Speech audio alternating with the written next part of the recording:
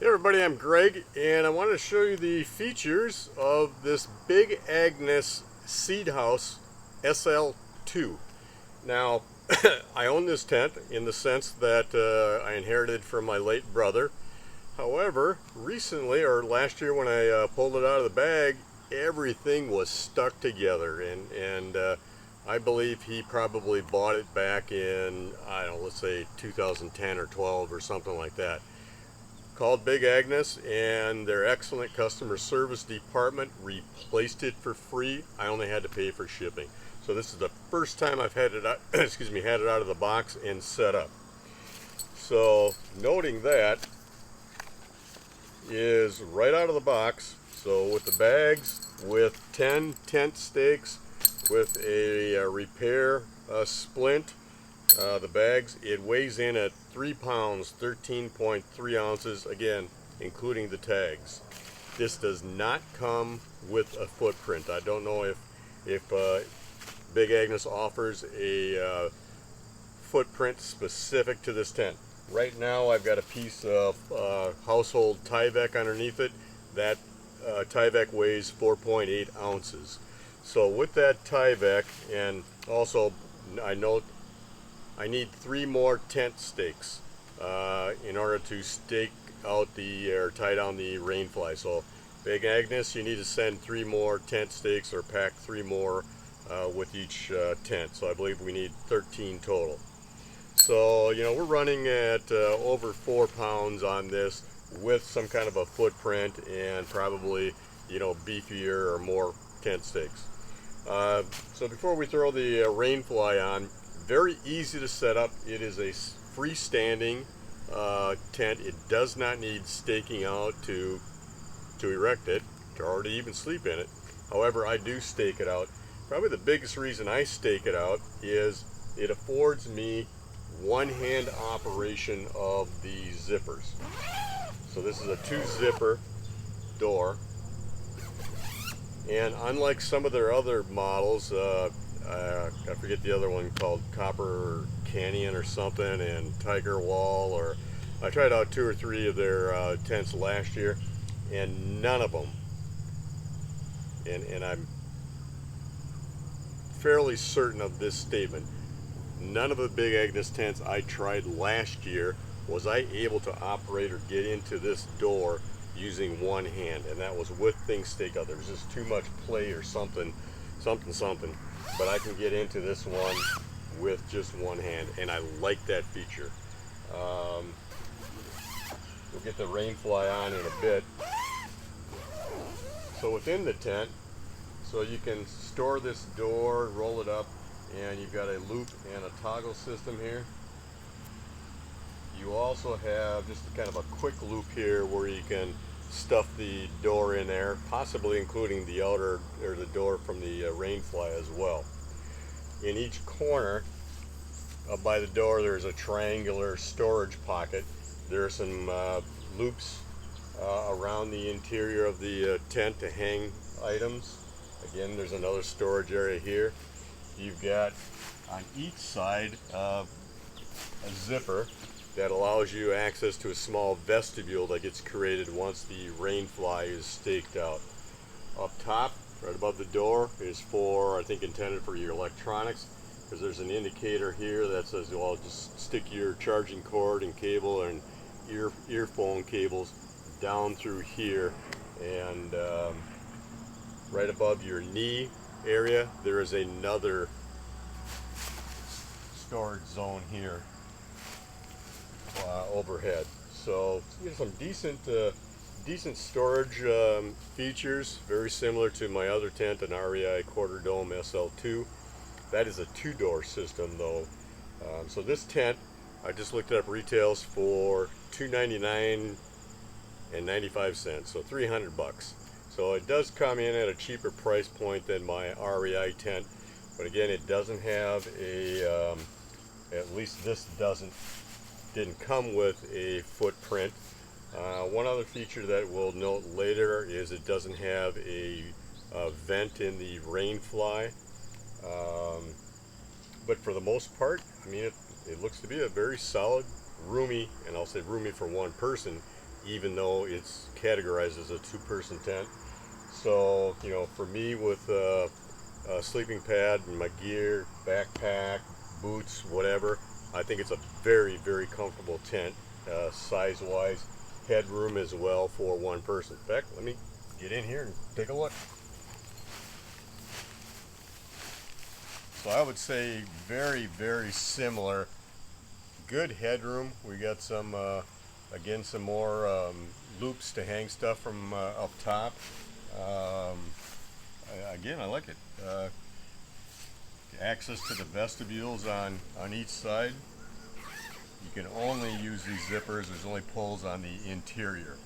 Again, the two storage pockets up by the door, one overhead. So on the inside, everything looks good. The bathtub in here looks to be about, I don't know, 4 or 5 inches high, inches deep. You got one seam going across, tape seam, kind of across the middle, right about where you're right about where you're going to be planting your butt. Otherwise, you know, nice looking tent. Like it. So let's take a look at the rainfly. Oh, and one thing. So in setting this up, the poles are color coded.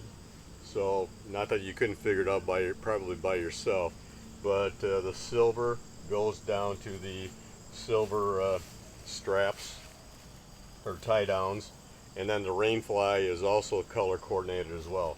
On the foot end, they are color coded green. So let's take a look at the rainfly. So one thing that I noted on the rainfly is, so we've got this crossbar up here and someplace in here. So, oh, so we've got the poles are DAC or DAC, and they say they're green poles. I'm not sure what that means. And I believe the fabric is Domenico. It says Domenico lightest and strongest. So that's all I got. On the inside, gotta find them. I noted on I think all 4 corners there is a small Velcro system to, I think, secure the rainfly to the tent poles. And then if I can find it. So where the rainfly attaches to these points, they have finger loops and pulls to help you stretch it over and attach it to the poles. So let's go ahead and do that.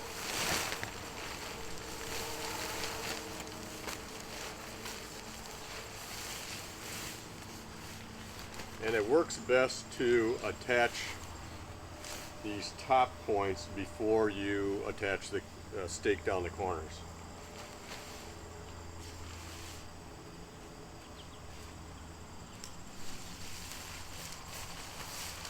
So maybe you can see it a little bit over here. Stick your finger in the loop, and there's just a little pocket in this black fabric. Just stretch it over that pole. And again, you could also attach, where are they? So right here we've got those Velcro loops. You can attach them around the tent stakes. Tent poles, excuse me. Again, color coded. I'm green on this end. Got a reflective material sewn into the tab. I like that feature. It's like I pulled up a stake already.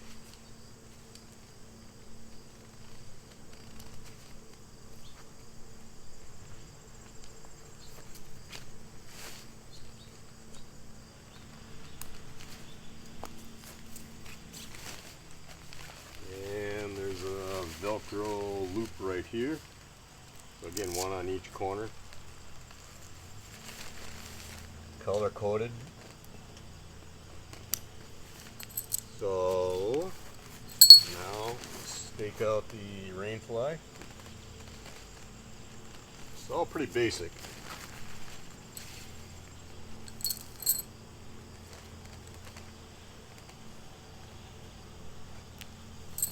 Go around to the side vestibule, stake that out.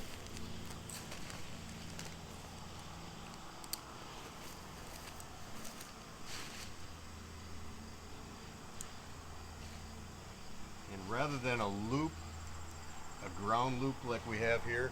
On the back one, there is a rope and toggle system, kind of like on these staking down the rainfly here. So that just pulls out the foot end away from the interior cabin.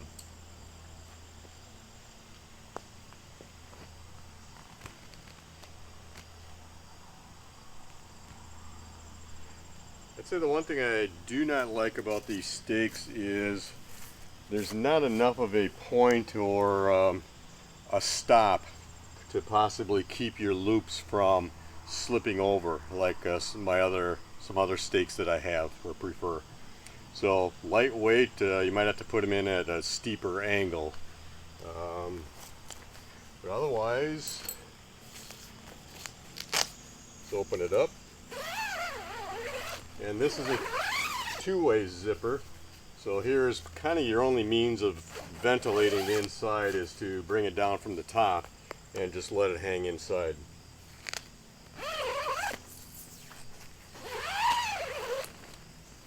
This can also be attached and rolled up using the toggle system.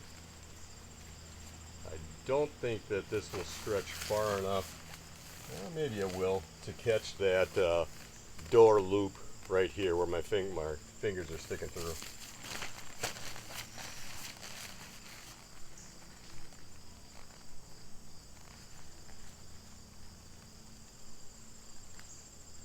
So kind of a tricky little thing today. Let's move the camera around. But basically, you have a small vestibule right here in front.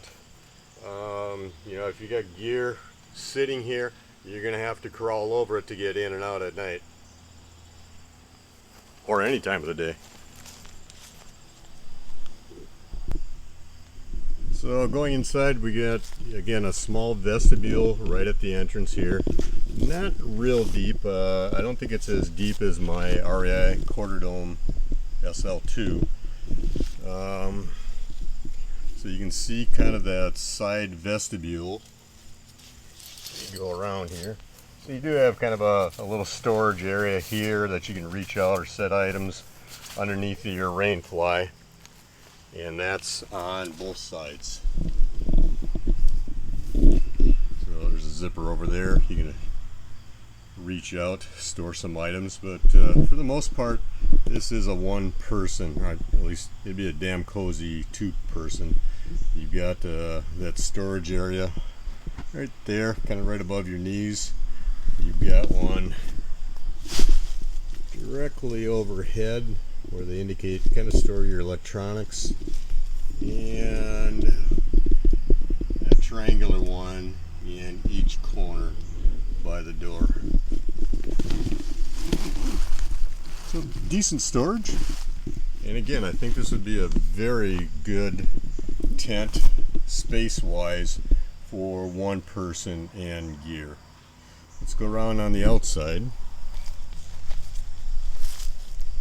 And I do have the rain fly staked out, and recall I've got a piece of Tyvek underneath it for a footprint. So here's the only additional, well, one stake. It doesn't have a loop like the corners there or on the side vestibules. So that's an adjustable toggle loop, tie down, call it what you will. But always nice looking tent. I can see some benefits of the single entry door in the sense of if you are space confined at your campsite. For example, I was on the Superior Hiking Trail last August for 3 nights, and the campsites were not well, number one, they were crowded. Some of them weren't very level, not much space, so this front loading or single entry door might have some advantages. So looks like a good tent. You know, I think it's at about a solid $100 cheaper than my REI Quarter Dome 2. I think that was about $300 plus a footprint. I think it was like $450. So right now we're looking at this for about $300.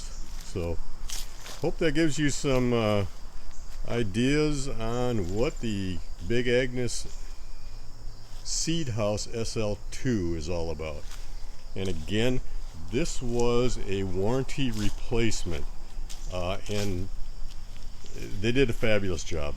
Big Agnes was extremely helpful in their warranty service on this tent, as well as an inflatable sleeping pad that I also inherited. They warranted that. I just had to cut off a corner, send them a picture, and they sent me a new sleeping pad, air mattress. So great customer service, at least the 2-3 times I've needed to contact Big Agnes. So kudos to them on their warranty and on their service.